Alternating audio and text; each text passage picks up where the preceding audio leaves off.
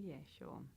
So my name's Lorelei Campbell and I'm the Director of OLAR PR, which is a boutique public relations and communications consultancy here in Western Australia. Work with a whole variety of clients, a really diverse mix, which I think is probably quite true to WA. So property sector, not-for-profit, health sector, education, a really wide variety. And so a lot of the work I do is around public relations campaigns, communication strategies, still a lot of media work.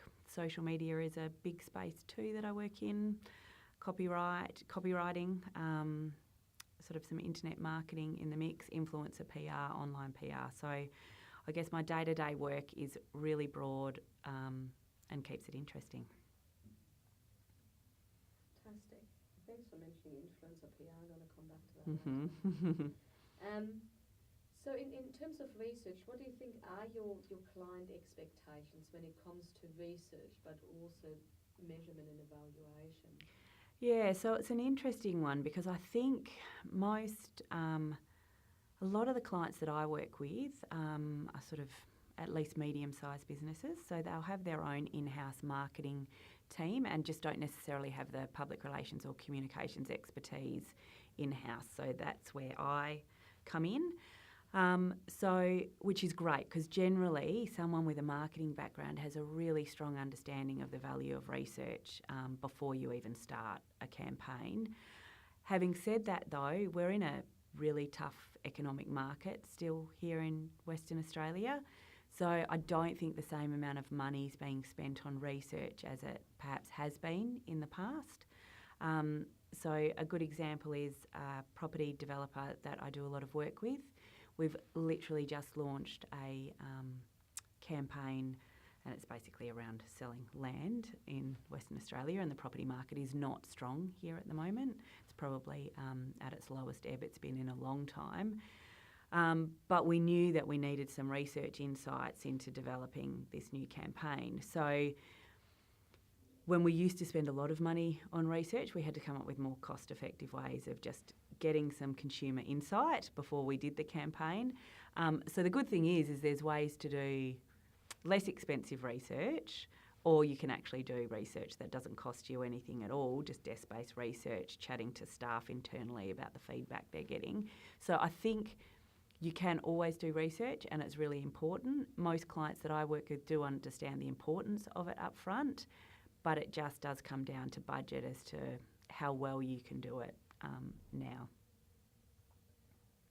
So coming back to that example, so can you give some examples of what research you did and how you're going to sell that land? That obviously is difficult to sell at the start, Lorelei. Yeah, so with the land developer that we have just launched a campaign with, what we ended up doing was just sticking, we used a market research company to just stick 5 questions in an omnibus survey around what people's considerations are in the current market when it comes to not just potentially building a new home, so buying land and building a new home, but considerations around the established market as well. So one of the things that we noticed in the market was a lot of developers and even people just in, whether that's apartment or land developers, were heavily discounting in the market at the moment, or having some kind of, offer, whether it was a $20,000 rebate on settlement or a $5,000 travel gift card. It was some kind of gimmicky rebate was in the mix pretty much amongst everyone. And we were like, well, do they really work? So we put a couple of questions in around, I guess, that sort of consumer behaviour process. And it was really useful because what we found out was most people think that if there is some kind of rebate or an offer associated with a big purchase decision, that money is buried somewhere in the price anyway. So it doesn't necessarily drive their decision, but we found out things that does drive their decision is local amenity was one of the biggest drivers. So that was just a couple of insights that we got from the research that we did. And like I say, it was a fairly low cost option. we went, okay, this campaign, what are we going to lead with? And we basically just led with, these are great communities with just good value pricing on land. There's no gimmicks attached to them. And we're able to make sure that we focused on things like the local amenity in the communities that we were selling.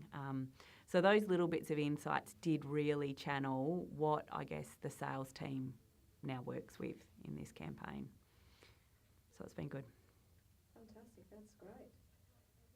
Do you find that clients set some money aside or have some expectations around outcomes or evaluating outcomes, or does that quite often drop off?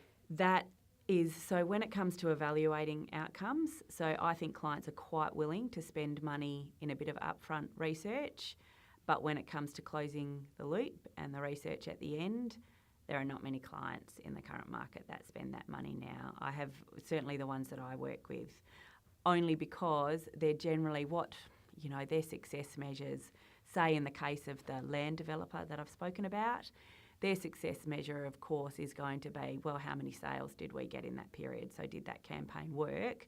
They don't necessarily go to the next step of measuring, have people's perceptions changed about us as an organisation, or have we got people considering us more? They might not have necessarily bought that block of land, but are we now in their consideration set?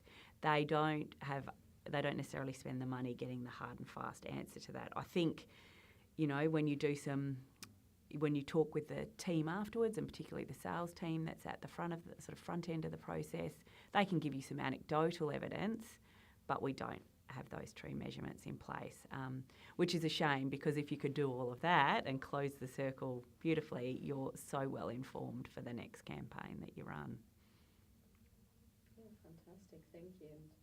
So full focus on organisational impacts, but really no concern about the long-term kind of implications. Yeah, it's a sign of our times, really, isn't it? So from your own perspective, so not just even talking client expectations, you've touched on it with the property example before. How important do you think research is to inform communication campaigns? Or to give some context to that, what we found is students quite often jump straight into the creative planning process. And I think it's not just students, but that's where we try to kind of pull them back a little bit. Yeah.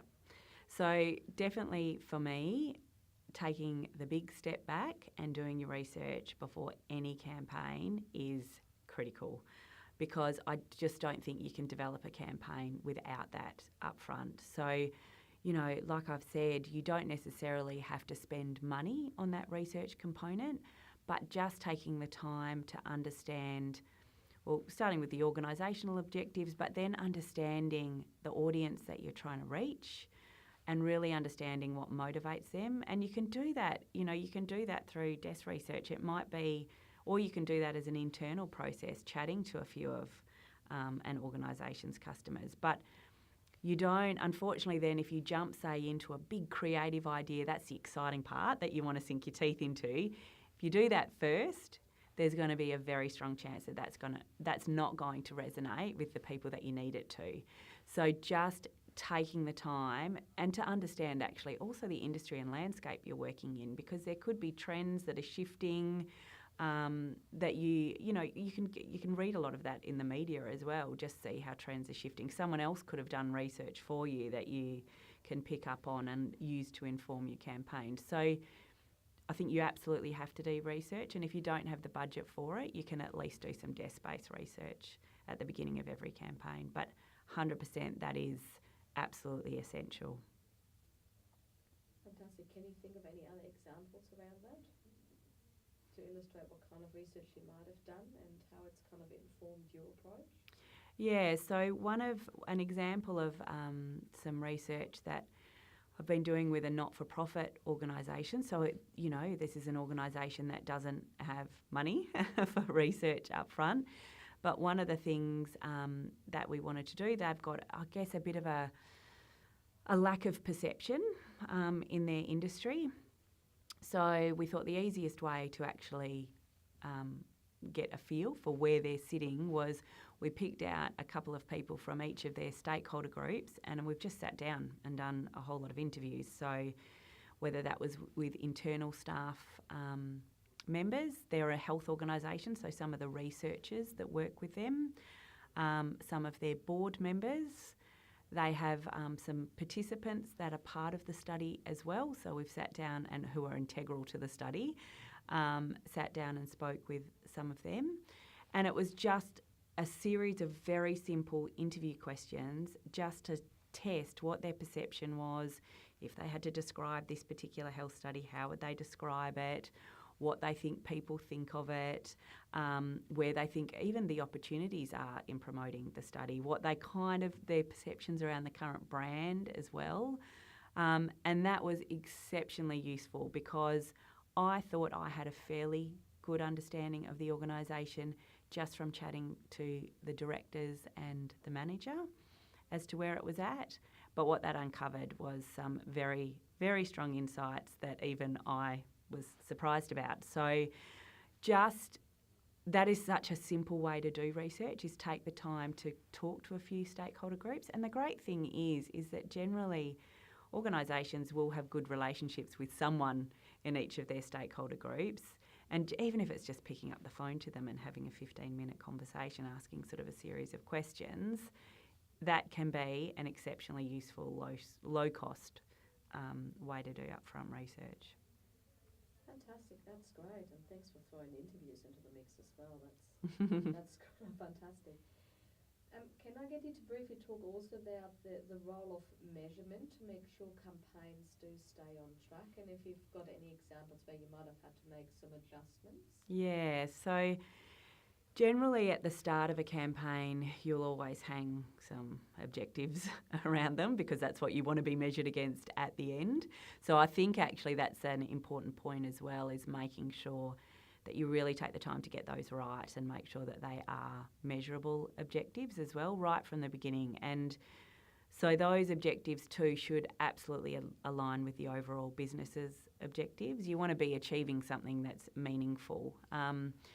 So, some of in the public relations space, obviously some of the common measurements are going to be around something like media stories. That's a really common one, and that's usually a fairly easy one to track as well. Different organisations certainly have a different perspective around how best to measure something like media coverage. But I think as long as a PR professional we're quite clear in what we're measuring in our objectives, closing the loop on media coverage is something that we can quite easily do. It does take time, but we can absolutely easily do it. In terms of other measurement, the great thing about the online space now is it's really easy to get measurement around engagement in the online space, and whether that's on social media, with influencers, even on online news stories. That's, again, a very easy measure. Sometimes it's hard, I think, in communications in that an organisation might want a measurement around, say, the number of sales of X widget, or, if it's blocks of land or if it's downloads of a ebook, whatever it is. That is something that often people will want to tie to a communications plan. That's a tricky one as a communications professional because there's so much more that can impact a sale. So I always try and avoid that as an objective in communications plan, just because that's something, there's so many elements that are out of the control of the communications professional in that instance. And I think often in public relations we're more about awareness, reputation. And without a doubt, I've had some clients that have said to me, oh, great, you got this story in the weekend newspaper and our salesperson got a phone call and we sold X because they saw, your story in the paper. I actually have had clients say that to me before, and I'm like thinking, I think there was probably a bit more that went into it as well that influenced it, but hey, I'll take it if you want to give it to me. But yeah, I think that measurement is really important, and as PR people, we've struggled with that for a long time, how to adequately measure the impact of what we do. And I still think we've got a bit of a way to go. So So in cases like that, where there are multiple contact points, and you've got a sales team, you've got a marketing team, you've got a PR team, how do you demonstrate the contribution and the return on investment from the PR side of things? Yeah,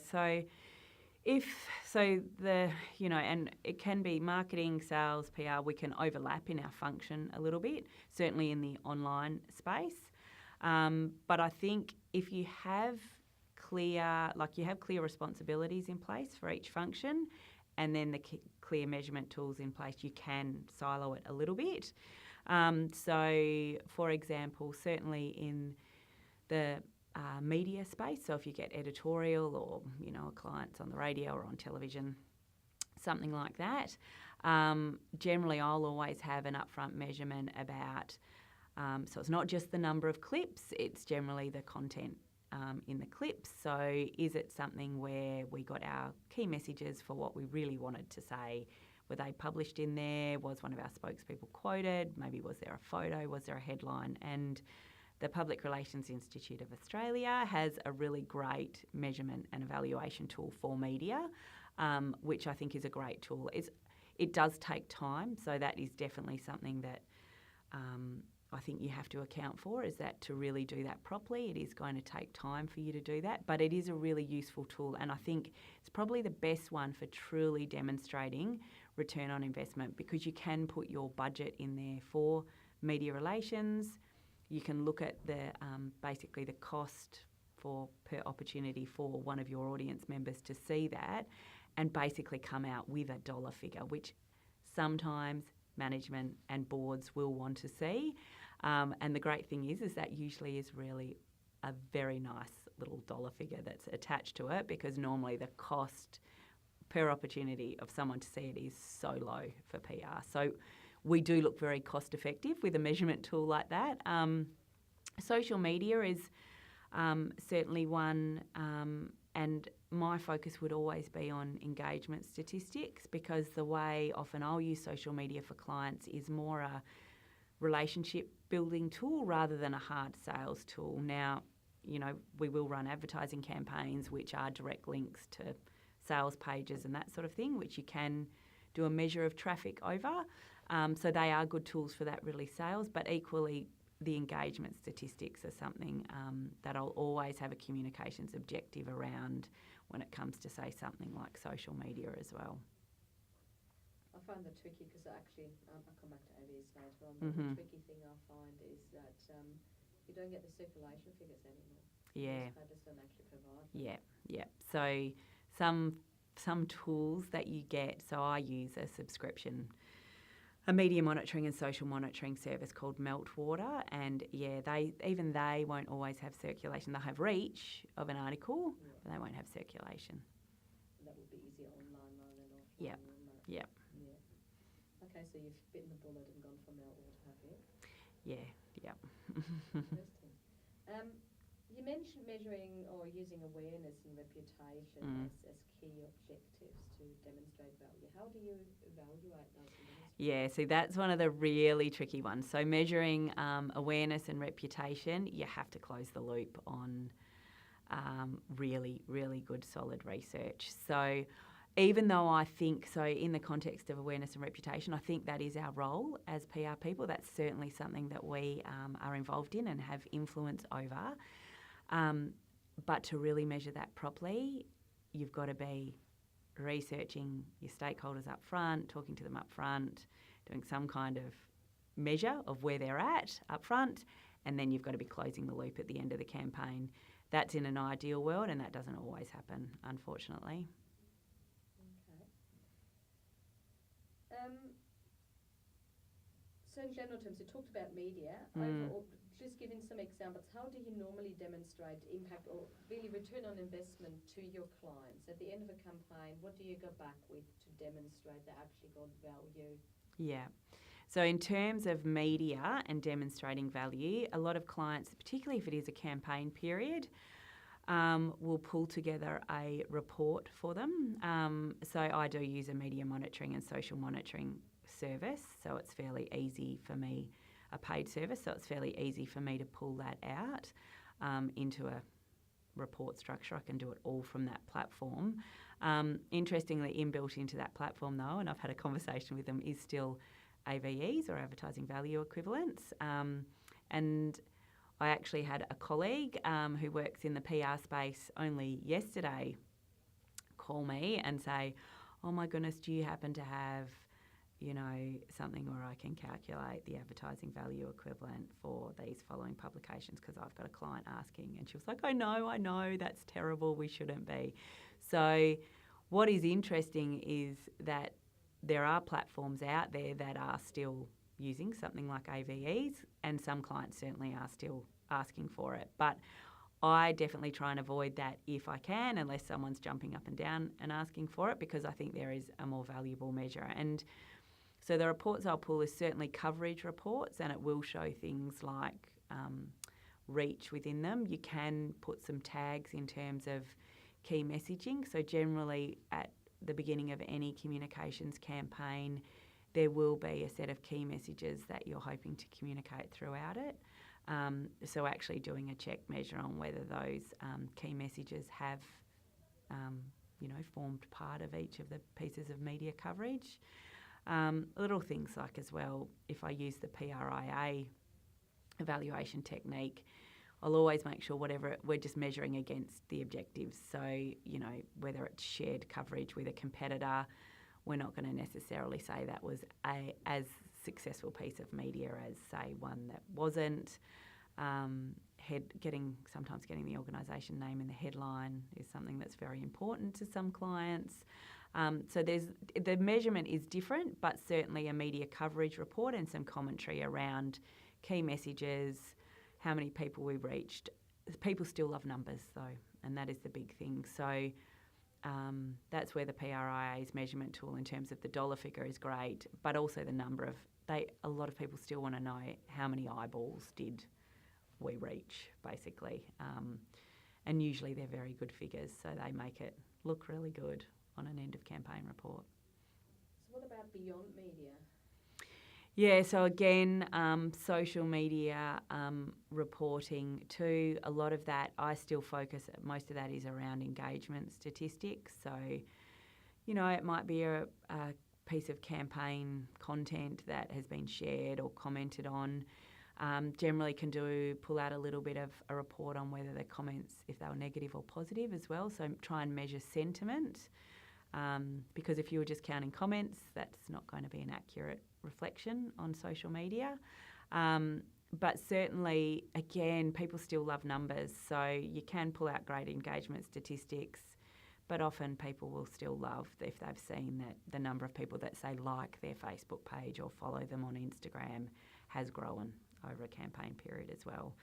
Obviously, that's not as meaningful, but certainly, and also I think there's some great monitoring tools now as well where you can pull out some of the comments on something like social media, which actually provides great insight and maybe could inform future campaigns as well. So I usually always try and pull out a few key insights or comments that have aligned with the campaign from particular audiences, and that can be across social media, or if it's a comment on a blog or a comment even on a news story going back to media as well. Fantastic, yeah, because in Europe there's definitely a big thing around bots where people just Yeah. buy likes of followers and they're Absolutely. just escalating. Yep. Or people buying followers for others to make them look awkward, and it's just Yep. yeah. So coming back to AVEs, so you reckon they are still very much alive?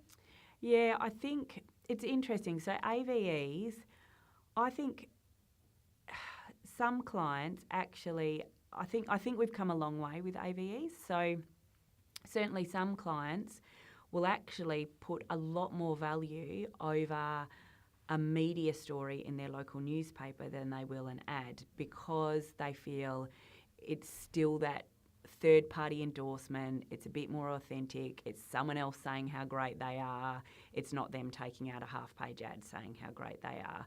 So AVEs does us a big disservice for clients that feel that way as well. So some clients, I think, they actually are sort of smarter than AVEs in that they go, you know what, actually this is more valuable to us than just what it would cost to take out the equivalent half-page ad, because it's someone else that's talking about our organisation and our program and what we're doing, and it's seen as more authentic and factual than taking out an ad.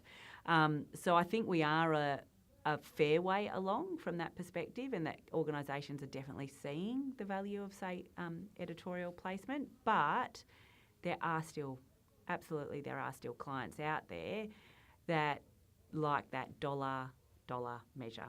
And it's really bottom line thinkers. So they're like, oh my goodness, this is fantastic. We paid someone, $5,000 to retain them for the month of this campaign to get us $500,000 worth of equivalent media coverage that would have cost us to take out the same advertising space. So for PR people, that's a trap too, because it makes us look really good when compared with the advertising equivalent. So, but I think we're more than that. So I do think we've come a way, but we're still not there yet. We find that those people who believe I'm all about community papers, and I think there's huge value to it because they lie on the table for a few days. Yeah. You've got another opportunity. But do you find there's just that assumption that it matters more and that it's got more impact, or do they sometimes at least look a bit further into it? Yeah, I think they are. So I think organisations are looking further into it, because I agree with you on your point that you raised about community newspapers, in that community newspapers, the advertising value equivalent in that to, say, the West Australian here in Western Australia, is a much lower cost. But if your audience is, local and they get their community newspaper delivered for free, they don't actually have to go out and buy the West on a Wednesday. It lands in their letterbox and it lies around on their dining room table for a few days, and they casually flick it when they're having a cup of tea in the afternoon.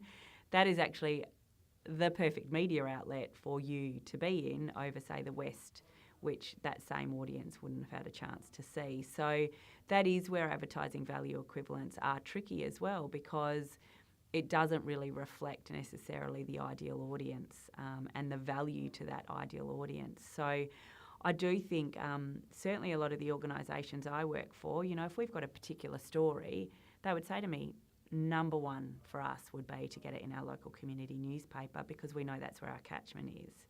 And they're not interested in a piece in the West or the Sunday Times or Business News, because they know not as much of their audience is reading those papers. There's not much news in the West anyway. I'm not saying anything on camera. I think maybe one of the few suckers my husband still buys the newspaper. Yeah. There's not many of you around anymore. Yep. Nope. And it's interesting to see that shift. But what I'd really like you to finish off with is talking about some of your favourite tools. So within a narrow research, but also beyond focus. So what kind of tools you're using for research, measurement, and evaluation, and both if they're free of charge, but also some of the, obviously you mentioned Meltwater, some of the subscription ones. Yeah. So in terms of research and then measurement and evaluation, I think there's some great free tools out there. Just simple things like setting up Google Alerts for all of the keywords that you want to be following online. It's amazing what Google Alerts give you, and you can track industry keywords as well as, say, company or organisation names and keywords. So Google Alerts is that's a no-brainer, just to set that up and see what's being said online, only because that just picks up so much. Certainly there's some, social media tools. So Mention is one. You can go into, again, that's just very much a free keyword search or hashtag search that you can use. So that's a good free tool to see what commentary is maybe online in terms of social media. And I think that's great for evaluation, but also for a bit of upfront desk research as well. You could certainly use both of those tools. There are obviously some amazing paid tools out there when it comes to, say, something like media and social monitoring. So iSentia they've got a couple of different platforms. Obviously, they're top-tier media monitoring platform, but they've also got a sort of a DIY service in their Slice platform where you can basically plug in keywords for various pieces of media that you might want to pick up or client mentions, and you just pay sort of a per clip service. So that's a really good cost-effective media monitoring service for people. Then there is something like Meltwater, which is what I'm using at the moment, which tracks media as well as online and social content. Again, though, that is, that's a more expensive end of the service too. In the social media monitoring space, there is a million tools out there, and it's about finding one that works really well for you. And I'm using one at the moment, Social Report, only because I wanted it sort of covers a few different things you can do, a bit like Hootsuite. You can do scheduling through it as well as reporting, but as well as social listening.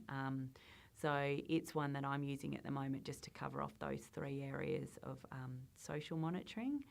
But there are so many tools, and I think what's great is that you can try tools and find out which ones work best for you, because not necessarily every tool that's out there is going to be a one-size-fits-all for everyone. And people and organisations will have different budgets as well. So certainly some of the higher cost ones are amazing, but often only really big organisations can afford to use those. So there's some good lower cost ones out there as well. And I find they keep on closing down. I'm like, whoops, I've just disappeared. Cloud Absolutely. is gone, some of the others. Yeah. Yeah, they all get gobbled up, and all of a sudden they change their name and subscription. Yeah, because Salesforce took over Radian. Was it Radian 6? Did Radian they 6. bought out? That was part of Salesforce before. Okay. It was kind of kept separate, but Yeah. it's fully embedded in Yes. Social Studio. Yes. So, yeah. yeah, but there are a number of others that we used to kind of cover and talk about. And Yeah. I actually had someone recently talk about cloud again. It's like gone, mate. Yeah. Not happening anymore. Yeah. So Yeah. you have to be constantly on Yeah. the ball because Yeah. they just disappear. Yeah. You mentioned social listening. I'd actually like to drop one more in and get you to briefly, from your perspective, talk about social listening, what it is, and why it is important. Yeah, so, social listening is just such a useful tool, because I think now we have the opportunity to hear what customers of an organisation or stakeholders of an organisation are saying about them online. So it's that classic, what used to be a water cooler conversation or a standing in the car park conversation, we can kind of almost get like a little bit of insight into. And I do remember when social media first came on the scene, and you talk to organisations about how they could potentially implement the use of social media in a marketing or comms strategy, and a lot were really reluctant because they're like, oh my goodness, what if someone says something really bad about me? And, the argument always used to be, you know what, they're probably saying it anyway. It's just you want to be part of that conversation. So social listening is exactly that. It's having awareness of what's being said about your brand or organisation and being able to engage. So there are different tools that will do that. So Meltwater certainly does that within its platform. Like I said, I'm trialling Social Report at the moment. There's lots of different platforms that can do that for you, and it's exceptionally valuable. It just means you can be really quick to respond to things before they potentially become an issue for your organisation. You also can get really great insight into key trends and what's potentially happening in your market, which then can inform campaigns as well. Fantastic, thank you. And finally, I just want to see if you've got some advice for graduates or soon-to-be graduates entering the industry. Just generic advice? Yeah, just generic. If there's something that really stands out for you. So for someone who is about to graduate and wants to really, get a feel for the industry, but what are some of the things you would advise them to do, or maybe some of the attitudes to bring, or what's going to set them up well? So certainly my advice to current students and people who are, soon to graduate, certainly whilst you are studying, one of the things that is just so valuable is getting internships and work experience. You just learn so much on the job. You'll be exposed to different people and different insights as well. So, and that then looks great on your CV. So if you can do that whilst you're studying, that's great. Certainly when you're about to graduate, I've actually done a little bit of mentoring in the past of marketing and PR students. And, you know, one of the things they'll come to me with is like, oh, I've been offered this really good, like they're almost about to graduate and they've been like, I've been offered this really good opportunity, but I'm not 100% sure it's exactly what I want to do. Is it going to pigeonhole me? Sometimes just get that first job would be my advice. We are in a tough marketplace. So get that first job and that experience inside of a job, and trust me, it will then set you up. It won't pigeonhole you. It will just set you up for that next job, which might be the dream one that you're chasing. Definitely keep, even when you've graduated, keep up your professional development. So, join a professional membership organisation. So whether that's the PRIA, if you're a public relations graduate, go along to events and networking events. So keep in touch with colleagues, because I think that, particularly if your first job as well was in a smaller organisation where you might be in a small communications function, being able to bounce ideas off colleagues is great and just really useful, because you'll be learning so much in those first few years. So I guess my advice is just to get that first job, enjoy it, make the most of the opportunities you're given. The next dream one will probably come along if you do a good job. I think there's always opportunities out there, and you can go in and make your stamp as well. Remember that you're graduating with the latest knowledge too, so don't be scared that you feel like you're coming in. And I think confidence can be a really tricky thing for some graduates, and probably particularly females. We often don't have as much confidence as our male counterparts. And I don't know what your enrolment stats look like, but certainly females are often heavily dominated in the PR industry.